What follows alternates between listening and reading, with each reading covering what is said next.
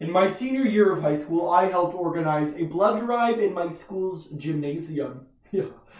I felt newly mature. The idea that my transient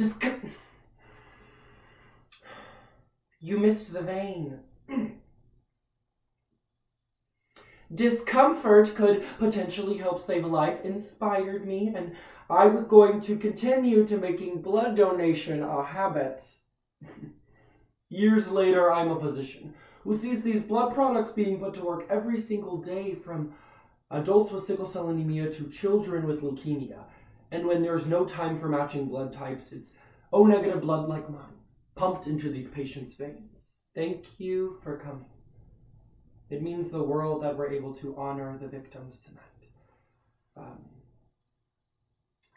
So this is my story. On June 12, 2016, I escaped Pulse nightclub with my life.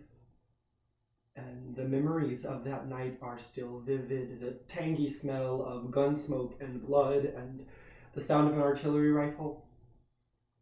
But I got lucky.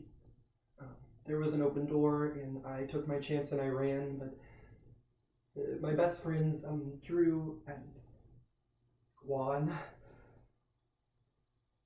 they never got that chance to join me. Stigma has its origin in blood, derived from Greek, appearing as early as the 15th century. The word originally referred to puncture, wound, or scar, caused by a hot iron or pointed instrument. The hospitals where I work regularly broadcast the need for type O negative blood. About 7% of the United States population has O negative blood, so critical shortages are commonplace. But as a gay man, I cannot answer these calls. In 1983, at the peak of the AIDS epidemic, the FDA instated a homophobic policy banning gay people from donating their blood. In 2015, the FDA revised this policy, changing it to a year of celibacy among gay men. And today, in 2020, a year plagued by COVID-19, the blood ban, yet again, and out of desperation, has listed these discriminatory sanctions against gay men. But this adjustment only comes at a time of dire need. And scientists, time and time again, have proven that gay men should be able to donate their blood despite their sexual history. So, through the poetry Blood Flow by Ryan Miles, Visceral, The Poetry of Blood by R.J. Apokoff, the drama If We Don't Remember Their Lives, Their Deaths Mean Nothing by Brandon Wolfe, and Why Can't Gay Men Donate Blood by Fernandez Robles, the articles I'm a Gay Man from Orlando, Why Can't I Donate My Blood by Blake Lynch, and Rules for Gay Blood Donors Are Based on an Outdated Fear by Nicholas Cinto, we see that homophobia is alive and well within the blood industry. A program entitled Bad Blood, because all I want to do is help save a life. For years, LGBT people in Orlando would carve out safe zones. Pulse was that place for me. And, I know it might sound weird, but my husband and I actually got married at Pulse. Yeah. And, we did it there because that was the community where we felt most loved. Hey. That's the kind of place that Pulse offered us. If I put my fist to my chest, I feel a sensation. The heart, the muscle. Nathan was born on August 24th, 2014. A healthy baby boy, so strong, coursing blood not only through my veins, but my arteries first. So pure, so bright. 3.5 months, Nathan seemed to look a little strange, so I took him to the doctor, and they drew some blood, and, well, I got a call around 11 o'clock that night saying that my son's hemoglobin was a 4, and that his spleen was in his pelvic cavity, and I was going to have to take him to the hospital right away.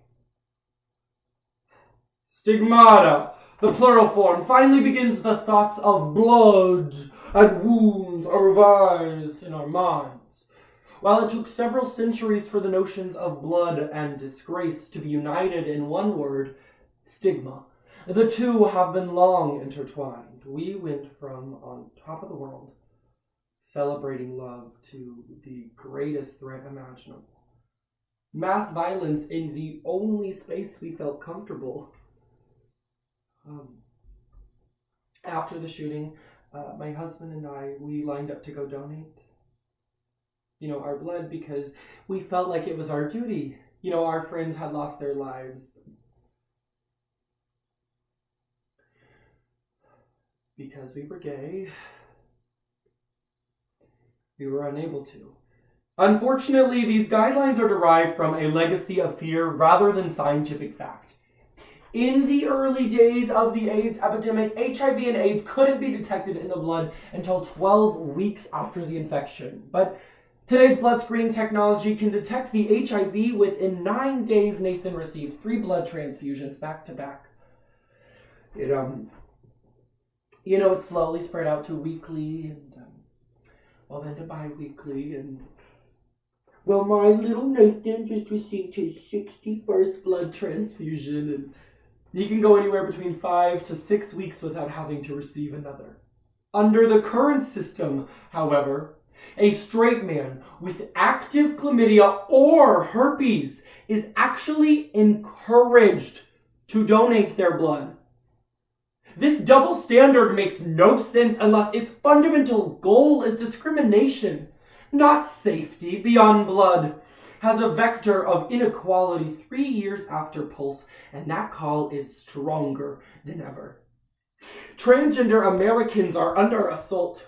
LGBTQ civil rights hang in the imbalance, and instead of shrinking with fear, we have to rise to the challenge. Empower young people, live proudly and unashamed, because now is not the time to just give up. Beyond Blood, that is bright red to dark, never flowing back, carrying cells of white to fight the good fight. Look, I don't know who you are or what you want, but just please, just don't come in. Okay, look.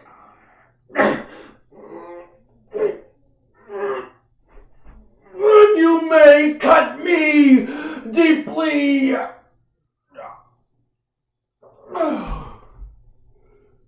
But I worry none. Platelets, many will heal me. Coagulation when my blood exposed to air. I don't know who you are or what you want, but just please,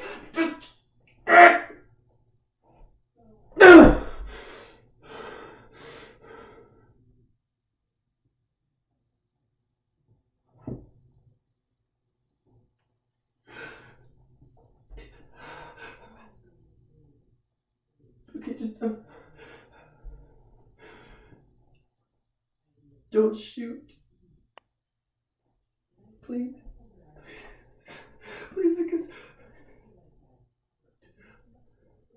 to keep me strong, along with my heart, the heart that pulses beyond blood as a stain of disgrace. It is easy to feel defeated by leaders who refuse to listen in a system that denies me. This system denies the pleas of hundreds of gay men like myself who just want to donate our good, healthy blood to our friends who lost their lives. Beyond Blood has a language of family. There was a time where me and Nathan were actually asked to come back the next day because they didn't have his type of blood at the blood bank, and that is a really scary feeling. Because if my son doesn't get that blood, he'll pass away. Studies estimate that if the FDA policy were to be revised, an additional 219,000 pints of blood could be donated safely each year. And at that time, it doesn't matter who's donating the blood, gay or straight. It matters that I am getting blood for my baby boy. So he can see another day. Beyond Blood as a measure of personhood, but this tragedy taught me something. We can never be victims so long as we are warriors. Drew and Juan are not just names on a list. The 47 others are not just notches on this body count. They have to be our call to action. Our call for reform and our call to donate.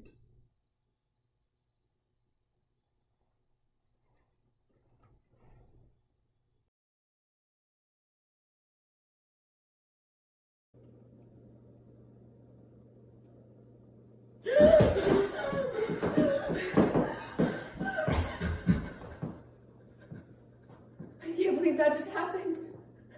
I'm still shaking. I'm disgusted. I want to find that man and kick his ass.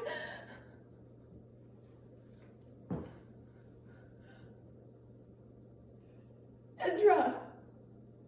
It looked like he was punching her. I'm calling the police. Golf cart Gail joins the ranks of Permit Patty, Barbecue Betty, and Cornerstone Caroline. White women who call the police on black people over trivial or non-existent offenses. This trend started in spring. On April 29th, a white woman named Jennifer Schultz called the police on 2 African-American men for using a charcoal grill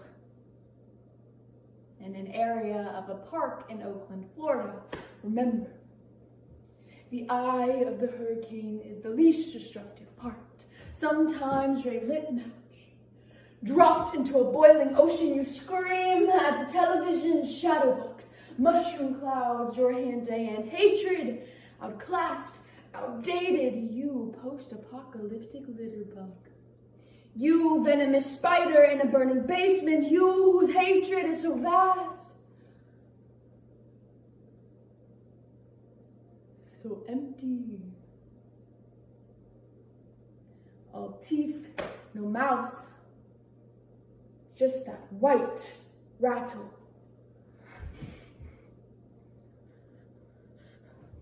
Hi, yes, I would like to report a situation I just witnessed. A man was beating a woman.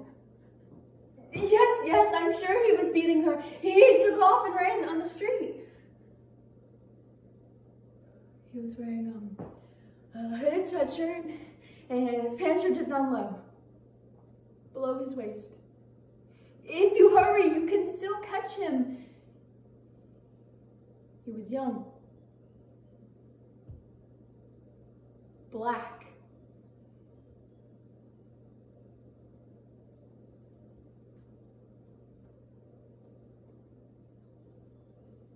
In the 2016 election, many Americans were shocked at the number of white women who voted for Donald Trump, a man known for vulgar sexism and blatant racism.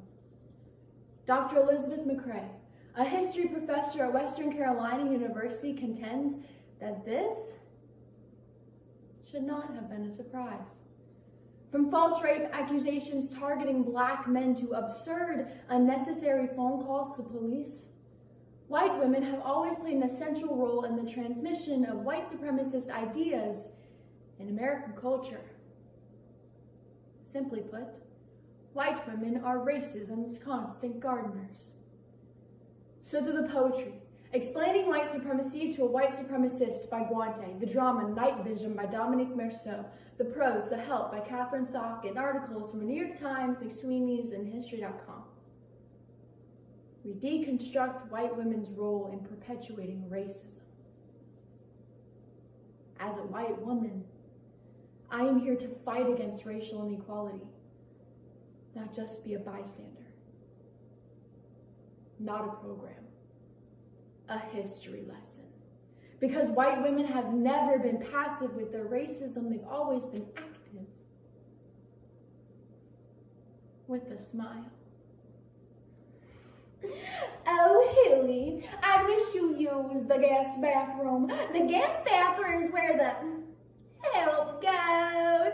Separate but equal. That's what Governor Ross Barnett says. And you can't argue with the government. Does this sound familiar? You're a racist white woman playing a nice game of golf when You see a club-clad group of African-American women. You pull out your cell phone to call 911, but darn it, you don't know if 911's a thing where you are.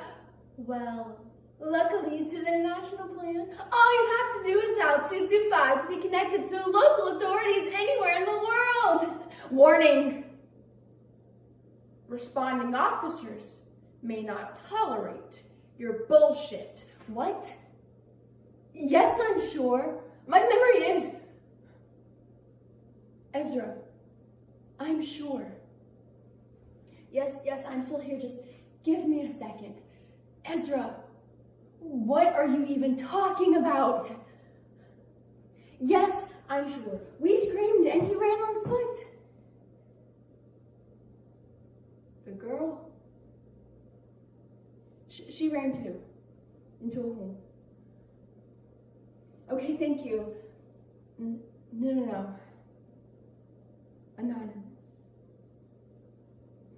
I'm not a white supremacist. My best friend is black, so don't call me racist, but the existential crisis of who I am is white luxury. Compared to the cold pair fight of survival in a world stacked against you, most Americans know that George Washington owned enslaved people. However, fewer people know that his wife, Martha Washington, dramatically increased the slave population there. When they wed in 1759, Martha, one of the richest women in Virginia, owned 84 slaves. The high number of slaves she owned is unusual, but the fact that she owned them is not.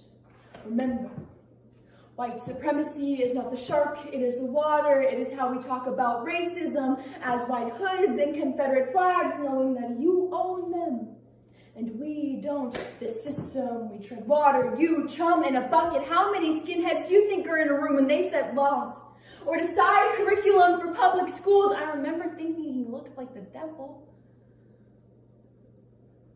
How do I know he was black? What's happening right now? Was I not supposed to call the cops? Then what's with them? I mean, why are you questioning me? Why are you doubting me? White women bought, sold, managed, and sought the return of enslaved people in whom they invested economic interest in. Owning a large number of enslaved people made a woman a better marriage prospect. Once married, white women fought in court to preserve their legal ownership over enslaved people, and often won. For them, slavery was their freedom. They're different that way, you know. Those people have children and just don't think. You know as well as I do there are good, tax-paying, white Americans in this town who will fight you to the death on this.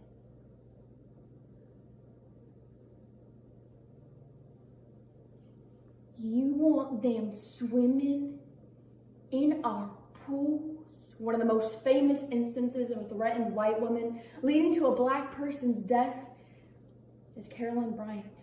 Bryant lived in Money, Mississippi in 1955 when she accused Emmett Till,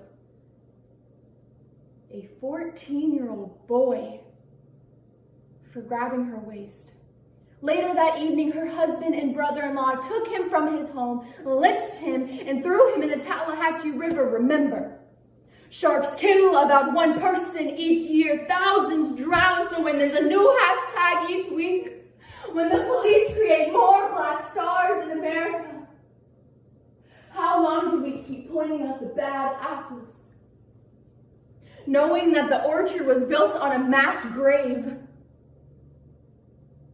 and we planted it there. More than 50 years later, Bryant admitted that she lied about her interactions with Till. She never did explain her motivations, but what does that matter? A child was lynched, his story overruled because of a white woman's disdain for a black child being in her vicinity. I don't know, Ezra. Someone was beating a woman. Someone was beating a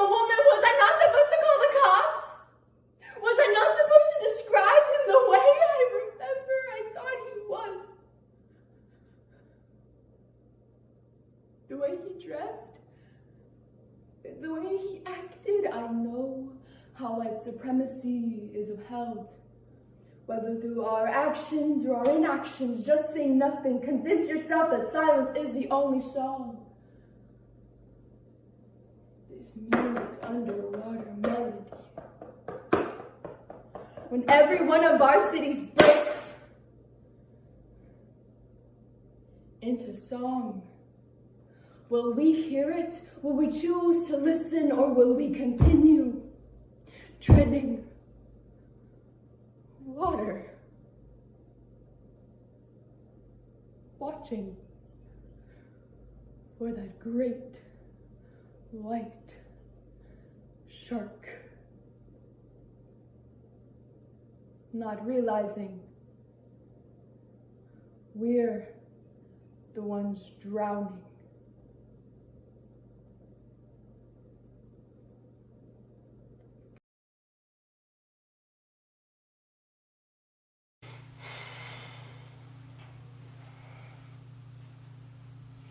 Time and time again, you lift metal pallets onto a table. Now, lift your back pumps. If pseudoscience has taught me anything, it's that you can heal anything with anything. For example, every time you high-five someone, the stardust in your bodies collide and creates a tiny big bang in your palms. High-fiving someone can cure your depression. Woo! High-five therapy.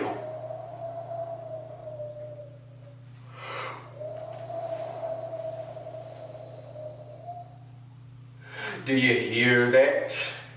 All the things I meant to do are burnt spoons hanging from the porch like chimes. Do you have some wind? Just a hit. I can tell you how it tastes. Heroin. Heaven. Shh. It's gonna be okay. You made a mistake. We all make mistakes. We're going to try to go forward here, and I'm here to help you. Unfortunately, there are a lot of people in this community who don't understand addiction, who don't think Narcan should be out there. The doctor scribbles you a prescription for pain. Twist, pop,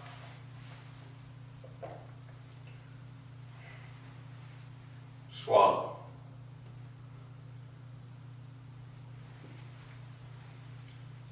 In 2019, 47,000 people in the US died as a result of an overdose involving opioids. Narcan, a nasal spray which can resuscitate overdose victims, plays a crucial role in providing relief to the opioid epidemic. However, many critics of the reversal drug claim that Narcan simply enables addiction and therefore should be banned. But when there is a cure to the public health crisis of our generation, we must make sure it is easily accessible to all those plagued by the disease of addiction.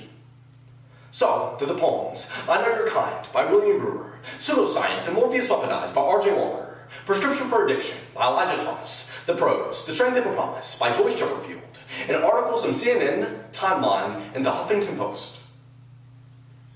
Take a breath. A program. Because everyone deserves a second chance. A third chance.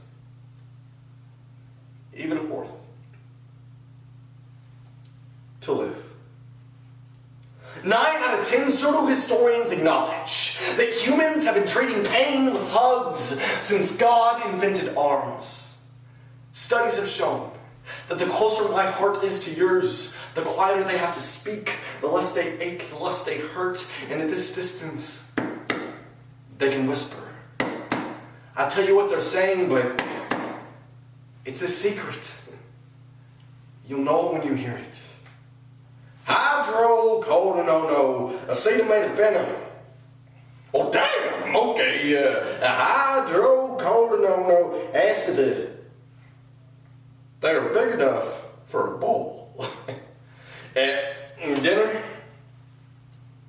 your daughter, 7 years old with her mom's eyes and your stubborn head, looks at you like she sees you so clearly. She talks about school and Hannah Montana. You hate that shitty show. You swallow a white pill with a cold Bud Light and join your daughter for some Hannah time.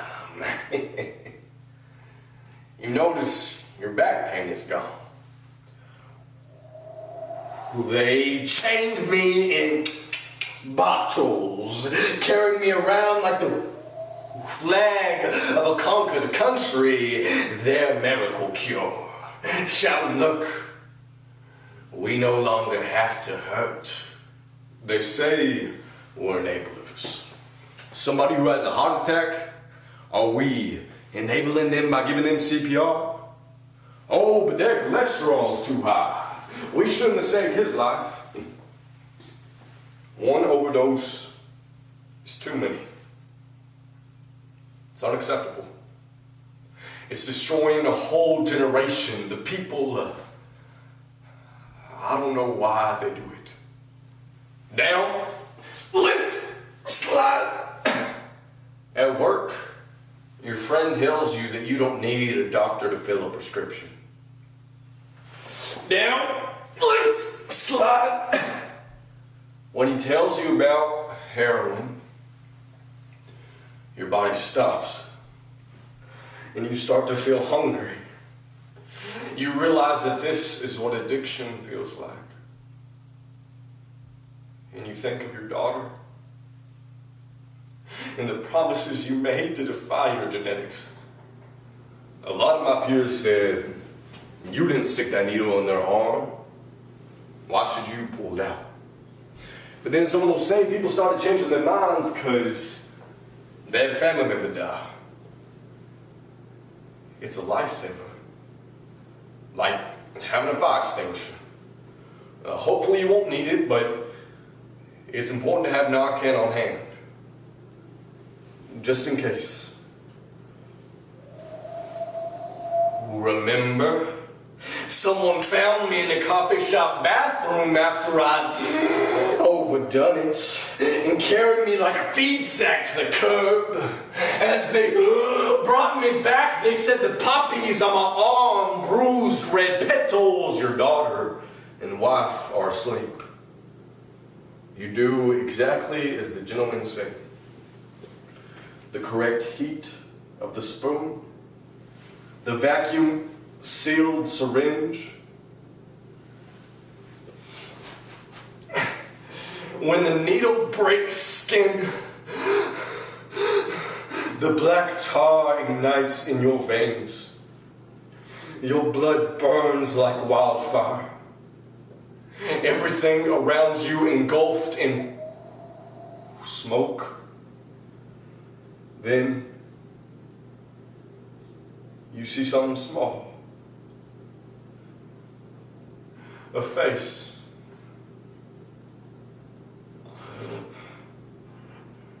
Your daughter.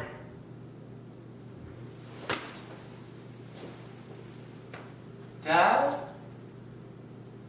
Dad? Dad? Hello? My dad's dead. He's not waking up or anything. Help! When I heard the news, I looked at my hand and high-fived your photo until my smartphone cracked. A shattered galaxy in my palm, a bloody Big Bang. I wanted to high-five the chronic pain out of you. I wanted to Big Bang that accident backwards, slap the stardust into your body, into shaking the scars off your skin. But no matter how hard I hit, or how close my heart gets, I cannot hug the overdose from your blood. I can just shh. It's gonna be okay.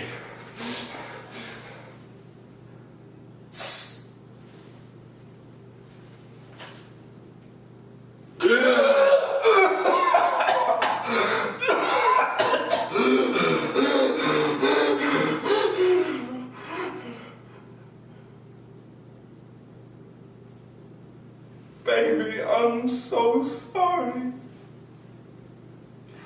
I promise I won't do it again. We can save so many lives with this. And you are the reason I want to be a pseudoscientist. And as a pseudoscientist, it is my pseudo-sworn duty to think of new and creative cures that have actually always been around. Addiction is not so much a crime as a disease.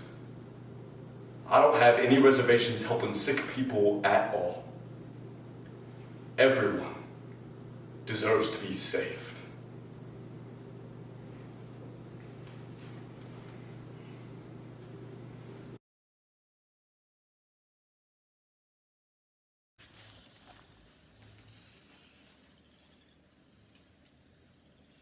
It's not easy for us to think of what to say when people ask us about our daughter.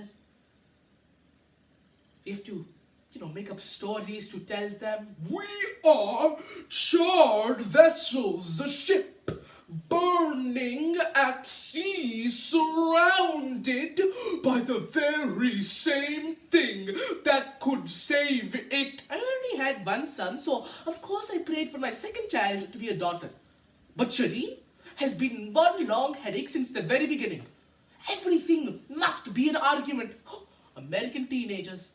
Everything is drugs, sex, and getting pregnant.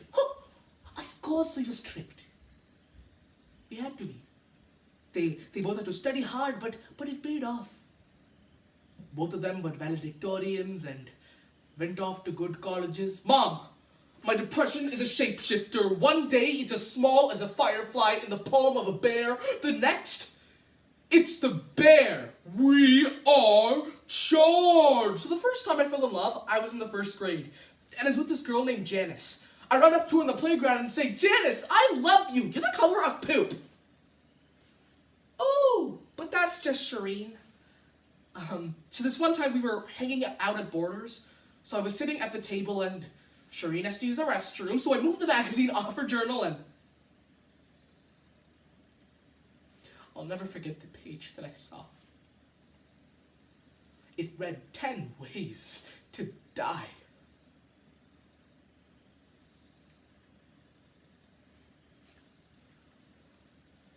The National Center for Biotechnology Information reports children of first-generation immigrants, primarily from Asian descent, displayed patterns of depression at far higher rates than their white, non-immigrant counterparts. Dr. Coco Nishi for the American Psychological Association links this travesty with increasing trends in discrimination as well as parental pressures. As Asian Americans, we feel it's safer to hide in silence than it is to actually seek help. But from revealing my own depression to my parents, to them denying me any professional assistance, it's clear that we have to normalize this notion that it's okay to get help, and that it will get better. So to the poetry, Counting Descent by Clint Smith, Explaining My Depression to My Mother by Sabrina Benaim, prose, Prom by Hassan Minhaj, drama, Draw the Circle by Mashuk Mushtaq Dean, and a Vox article entitled, How Hiding My Mental Illness from My Asian Parents Almost Killed Me by Amanda Rosenberg. Silence Broken, a program. Ida and Petro Rekanata. This is for my parents, who I hope can one day see past stigma and accept me for me. My father emigrated from a small town in India called Aligarh to the United States to secure the American dream, baby. I was his first and only son, so the rules were very strict. Dad, I want to go to the movies and see Lethal Weapon 4. Hey, Hassan, I did not emigrate from Aligarh for you to go see Lethal Weapon 4. My dad was willing to forsake my fun to secure the American dream. We are charged. So by the time my senior year of high school had rolled around, I had yet to go to a school dance. But there was this one bright spot. Her name was Bethany Reed. So this one day as I'm putting my calculus book away, she turns to me and says, hey, so you've been my best friend ever since my family moved here? And, my senior year wouldn't have been the same without you, so will you go to prom with me? Maybe I come from a gap between my father's teeth. Maybe I was meant to see darkness every time he smiled. Maybe I still hold inside feelings. Shireen thinks I overreact. Everything she has said, everything that has happened, she thinks people should accept, and that kills me. Your mother came to this country folded inside her own echo. Oh, she crossed an ocean, left one part of her earth for another. She still holds her tongue over two coasts. So I go home and say, Dad, can I go to prom? Hassan, मैं तुम्हारा mood तोड़ूंगा, which translates to, Hassan, I will break your face. Duly noted. Ayo. That's why Shireen is so messed up. As soon as she began seeing these therapists, they encouraged her to stop her life and think too much. So we knew the only way to straighten her out was to make her choose. So we told her, no, you can keep hanging out with the weirdos or you will have to pay for college. It's your choice. But then we find out she's been making these scars on her arm every week, which is some abnormal behavior. And I told her, who will hire you with arms like that? Who will marry you looking like that? I still remember it like it was yesterday. Therapists calling us, telling us that she must go to the hospital again. Mom says, I said the problem was you can't get out of bed. Well, I can't. My anxiety holds me a hostage in my own house. But I go to prom anyways. So the big night rolls around. I sneak out of my bedroom window. I get on the bike, and I'm balancing the corsage in one hand. Oh, and I get to her door. And I knock on it. And her mom opens it, and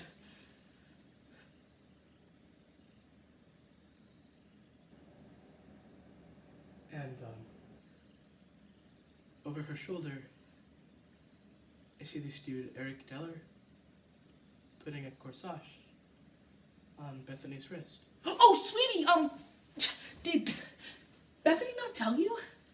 See, we think you're great, you know, but we're gonna be taking a lot of photos, and, you know, we just didn't think you'd be a good fit.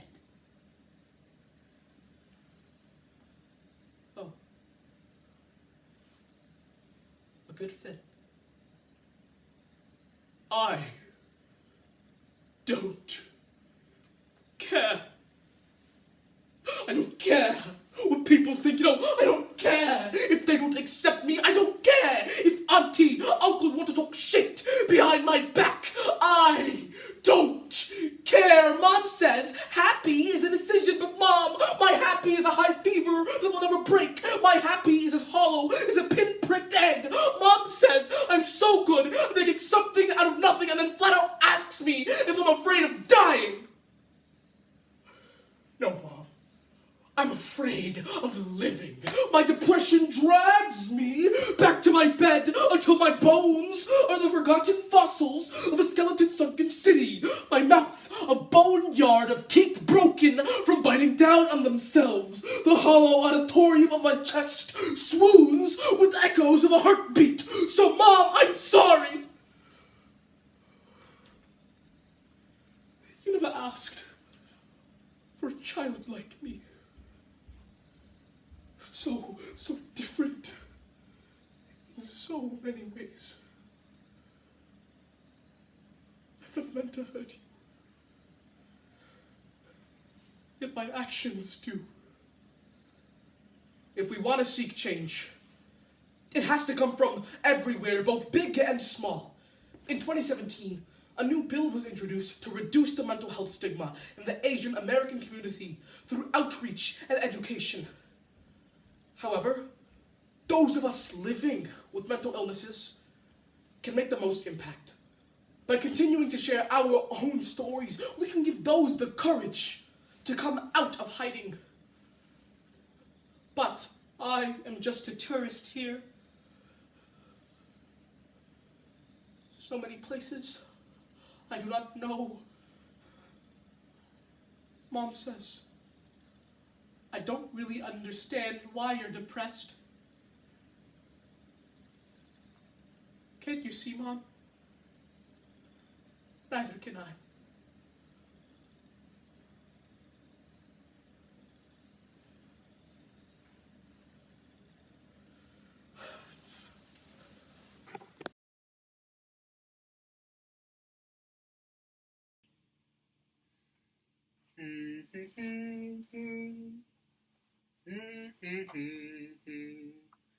I was told to lie the first time I confessed my sexuality to the church.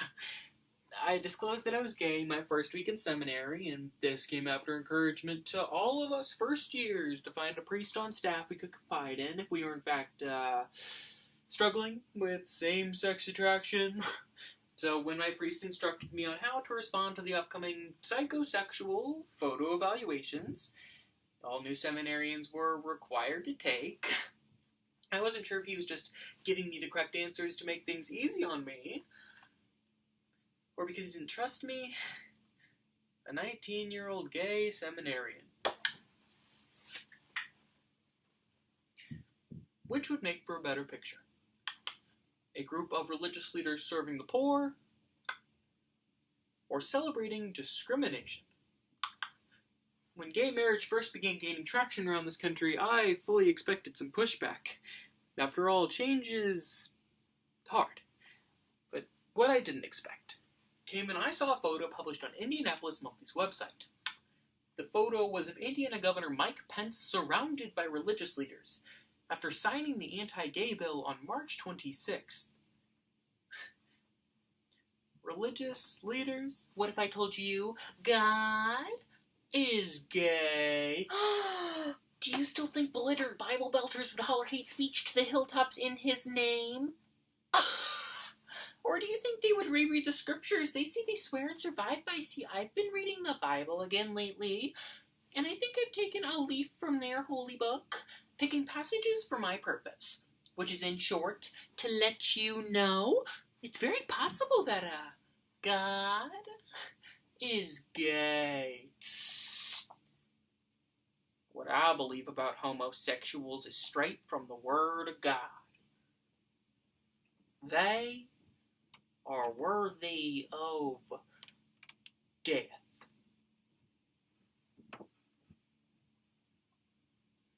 According to the New York Post, approximately 80% of Catholic priests in the Vatican are gay.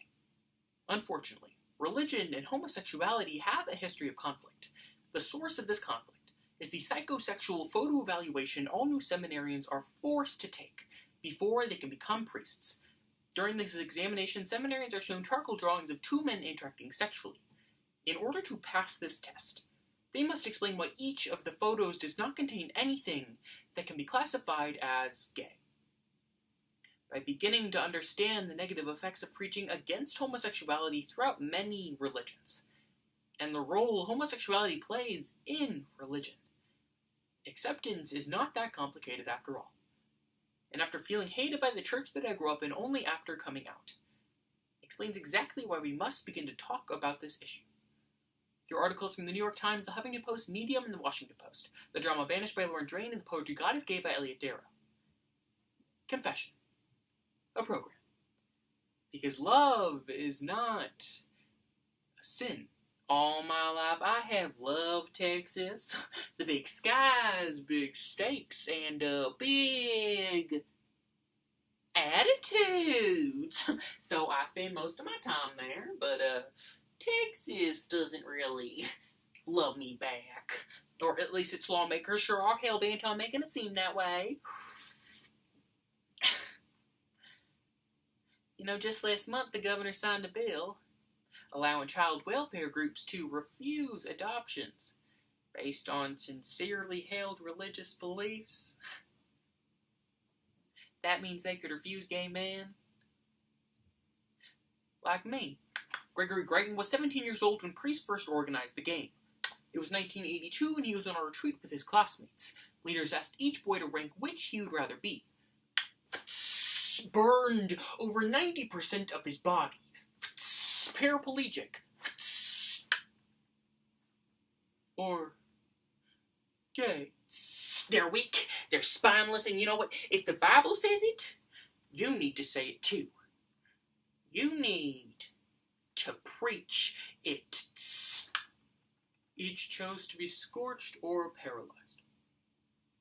No one uttered the word gay. The priest called the game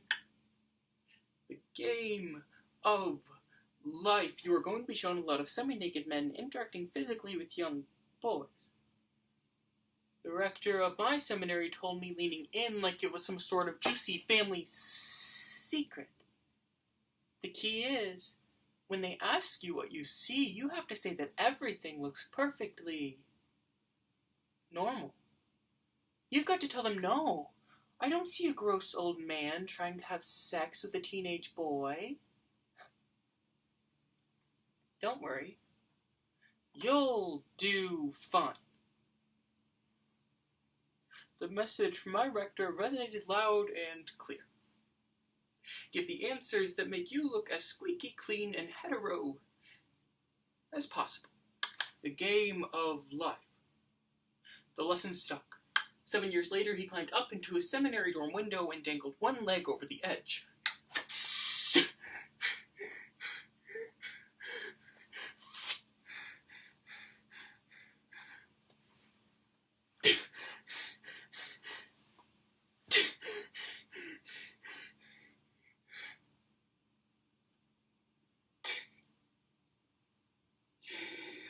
I really am gay.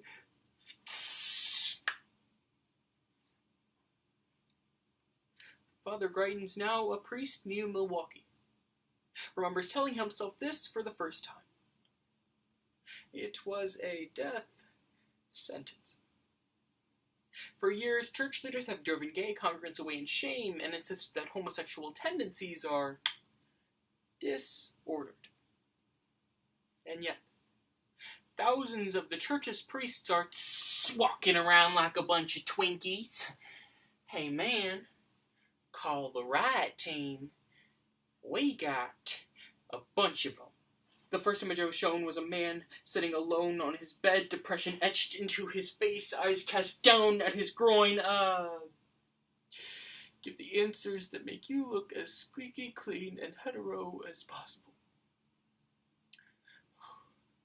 I stalled, trying to figure out how to spin an image that screamed sexual frustration. This is a guy who is deep in prayer. A history lesson.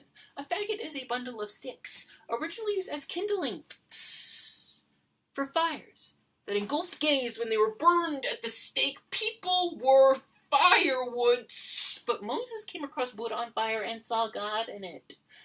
What is a burning bush but a bundle of branches? Isn't it funny how faggots and God can look the same sometimes? Next came an image of a man. Shirtless, muscle strained, and bulging, pinning down a boy.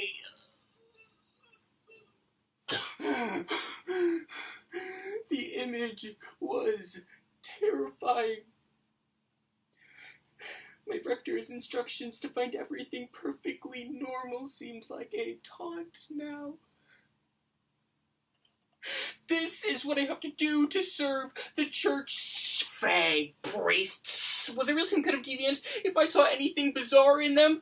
All priests are pedophiles. distancing implicates perversion, implies that I wanted to do these things myself. Tss, the game of life. Tss, I am not surprised that the church and church leadership continue to see whatever they want to see. When it comes to positions of power, people learn to see what will protect their own standing. And what I care about just as much are those of us who have been taught to see nothing but evil in our own sexuality before it's even acted upon. Those of us who have internalized the church's language about what our lives are capable of because we desperately grasp at faith like I was brought up believing my Savior loved us all. And never had to specify, no homo. But if you have hate in your heart, don't say it, don't pray it, don't teach it. For the love of God, don't preach it. From voices that should be filled with love and praise instead of raised with hate and rage. Sometimes I wonder what it would be like if I could show the Catholic Church, sitting intently on a couch before me, a charcoal drawing of my own.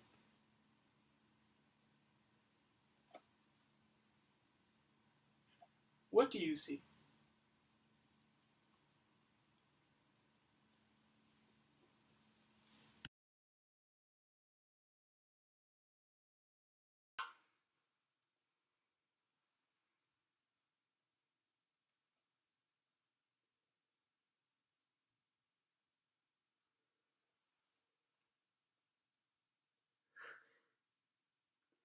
I'm back at my parents' house in India.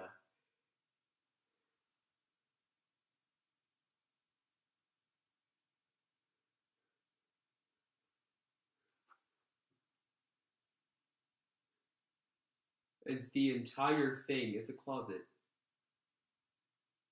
I'm the soldier, whom England bore, shaped, made aware. By order of the Queen, I have arrived. You over there, what is the name of this land? Oh, yes, of course, sir. Yes, welcome to India. Welcome to India. Welcome to India.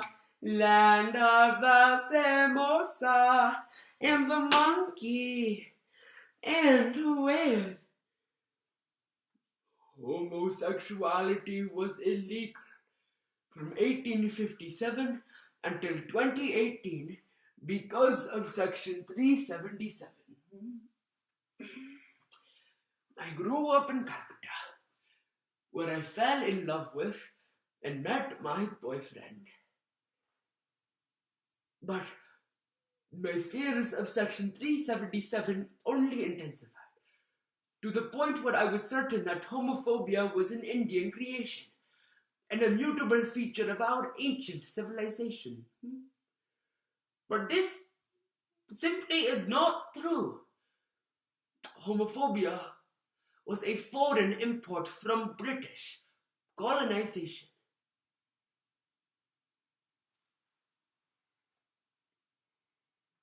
In 2018, the Indian Supreme Court ruled that homosexuals were finally permitted to engage in intercourse without fear of legal persecution, and millions celebrated the end of a barbaric reign of tyranny over gay men and women in the East.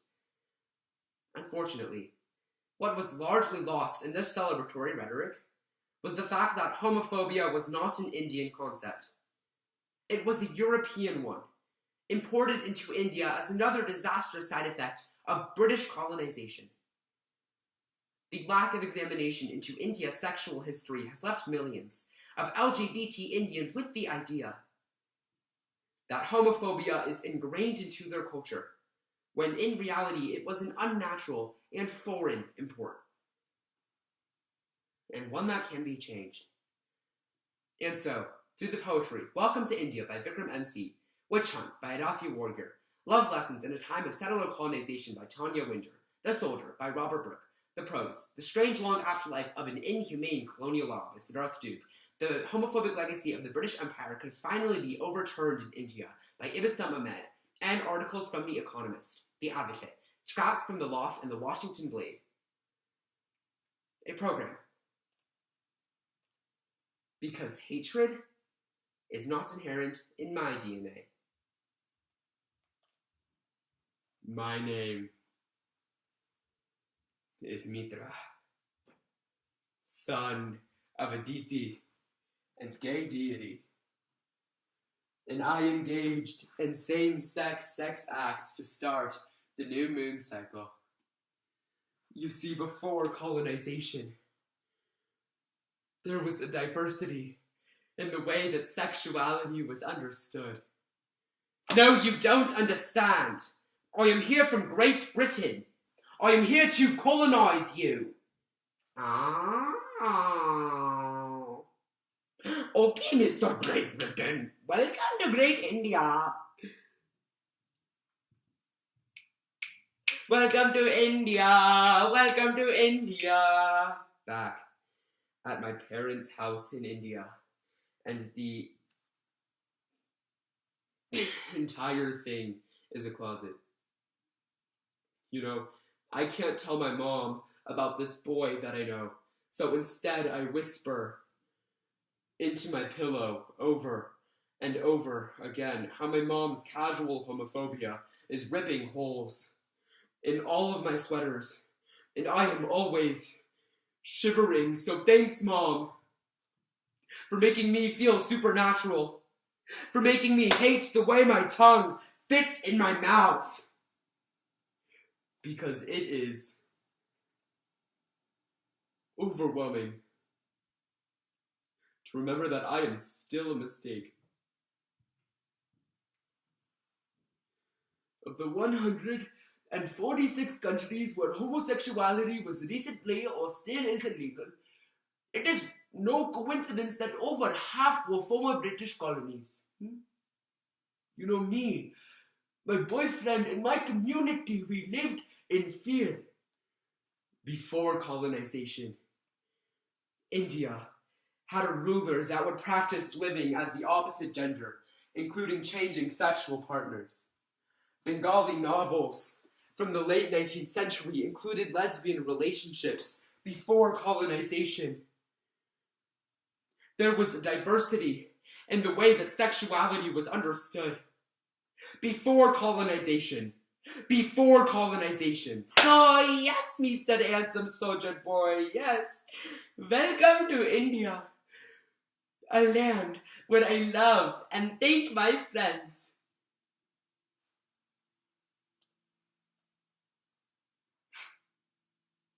Here in this foreign land, I am implementing a lesson in the name of British imperialism. That which is sexual is savage.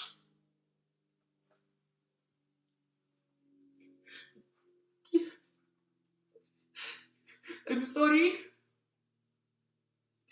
I'm sorry, India. And at age 27, the worst of my fears came true. My boyfriend and I spent terrifying hours imprisoned at the local police station. The officer just kept beating me until he ripped my shirt off because you are a homo.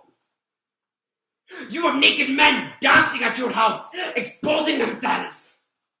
Go back to America. If you want to live here, you will live as an Indian, not as an American. India is now a part of the British Empire. India is now a land of hate. I am back in the closet because my people have been turned dirty. Animals that have been turned disgusting, degenerate, unnatural. My people are carrying the burden of 200 years of colonial thinking. Watch how that thinking lights your skin on fire. Watch how that thinking also attempts to breathe inhumane. I break daily. Fueled rage and desire to come out again. And again. And again. And again. And I was on the ground, bleeding.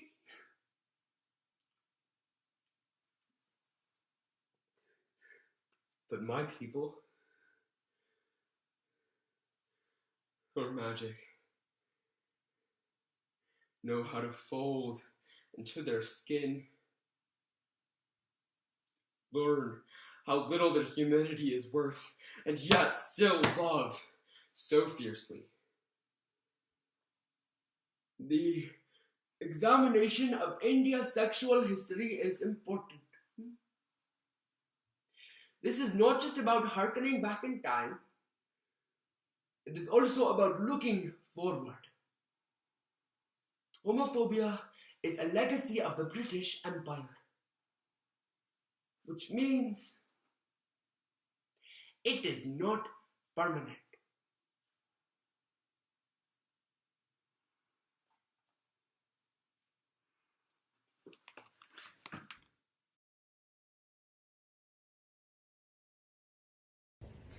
I was born by the river in that hill, and just like the river, I've been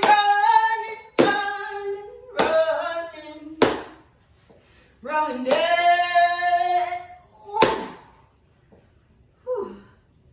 Ever since. Stepping is a series of stops and claps that's formed a unique rhythm and beat that's used to charge emotion within African Americans. So each stop is my voice, and each clap is my voice. Stepping is my voice.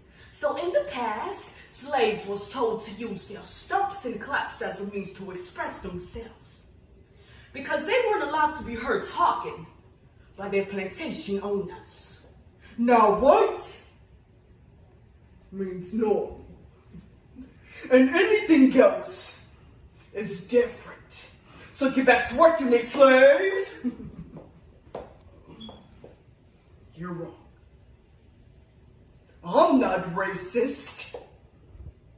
I don't even see racism.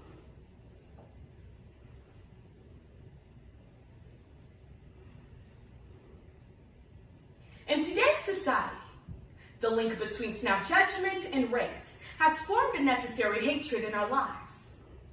We need to realize that things in life are not simply black and white, but also include the shades in between. Because each and every individual is facing their own battles. And these same individuals have their own unique cultural history. My ancestors are black, and they had to find a different method of communicating, because using their voice during this time was not allowed. So every stomp and every clap is essential to the evolution of slave survival and relationship building amidst oppression. So, using the prose, taking a look back in Wander by Juan Williams, Black Lives Matter by various authors, the poetry, Still I Rise by Maya Angelou, the song lyrics, The Change Is Gonna Come by Sam Cooke and a few Huffington Post. Taking a step into my ancestry, not a program, but an eye-opener. For those out there like me who feel as if they have no voice, but how stepping helped me find mine. We came to step. Now, many sources say that stepping derives from American culture. hey! In reality, it derived from African culture. You know, it's this thing that we use that incorporates stomping our feet, clapping, and patting our arms. But it's more than just that. This was our voice. Because we weren't allowed to be heard talking through our mouths, tongues, or even beat on drums. But we found a way. Now, young Stackhouse these days has formed these distinct traits that has been incorporated in the high schools, the middle schools, and even community step teams. Now, precision is chief among them all now. Come here, granddaughter. Let me show you a little something. Try to do this. No, I didn't say this. I said this. Now, going back over there, let me finish telling my story. And baby, try to do something with them arms, because that was not it. Now, these steppers are shy and use stepping as a means to express themselves. But I want them to know that our blood, our sweat, and our tears went into this. Our blood, our sweat, and our tears. Because it's a shame that I couldn't use my mouth because of the color of my skin. Do you see the color of my skin? Our blood, our sweat, and our tears. So I want you to know that each stop and each clap means something, darling. Each stop and each clap. Each stop and each clap. Each stop and each clap. Each stop and each clap. And each clap.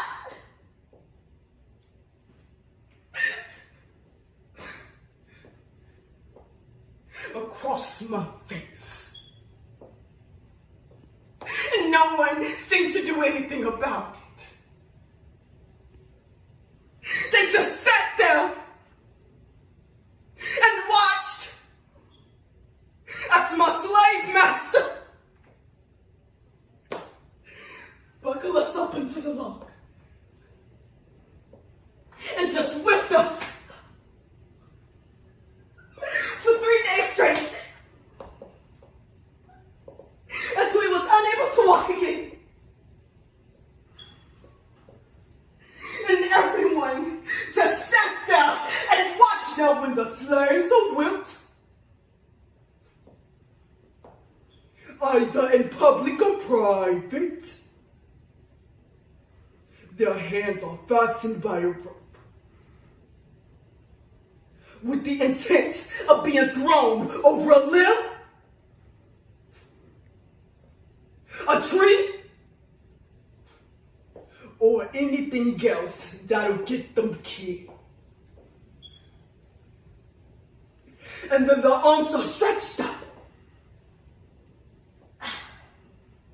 as high as possible until they're on their TikToks. And then eventually dropped. And then as monsters attack. Funny, right? Funny, right? Now, my mother was sold away from me a few weeks ago, but the only thing they told me was to just get on back to work, so I did, but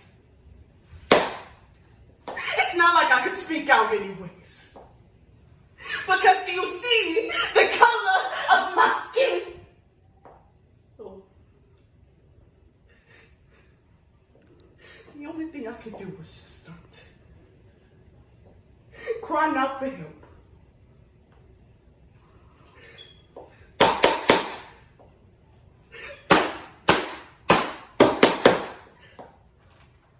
Help me.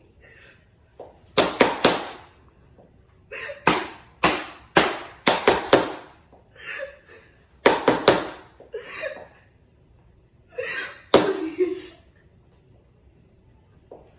Please help me.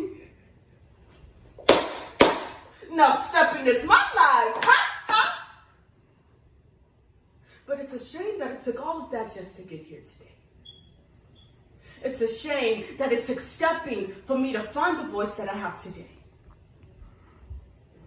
So, granddaughter, if you out there listening, just know that you have a voice.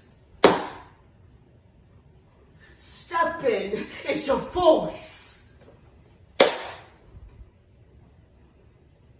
And if you feel as if you have no voice any longer, just know that Granny is here to help you find the voice you once had. Because out of the huts of history shame, I'll rise. Out of the past that brought me fear, I'll rise. I am a black ocean, leaping and wild, whirling and swearing, I'll bear through the tides. I am the past that my ancestors gave me, I'll rise. I am the dream and the hope of the slave, I'll rise. I am the gift and the hope of the slave, I'll rise. I'll rise. No. No. I'll rise. I'll rise. I'll rise. I'll rise. I'll rise. I'll rise. I'll rise. I'll rise. I'll rise. I'll rise. I'll rise. I'll rise. I'll rise. I will rise.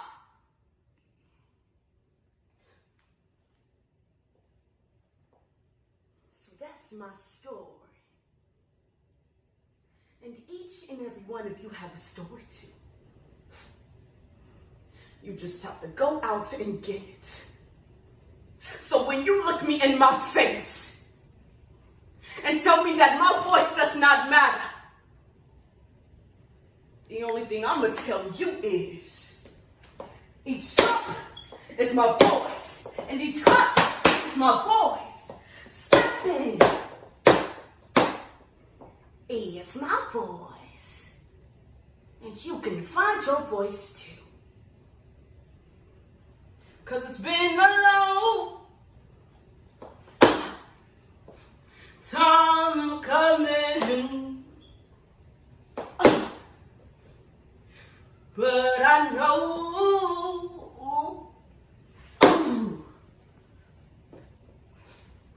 a change is gonna come.